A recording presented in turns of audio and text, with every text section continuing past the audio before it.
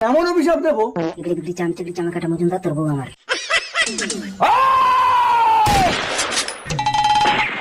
Sir দেখুন না, আমি একটা মেয়েকে বিয়ে করার জন্য এনেছি আর পণ্ডিত নিজেই বিয়ে করে নিচ্ছি। মেয়েটি কাকে বিয়ে করতে? এত সুন্দর দেখতে, এই একে আমি বিয়ে করব।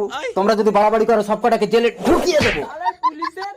আরে আরে আরে দাঁড়াও দাঁড়াও, তোমরা মারামারি করো না।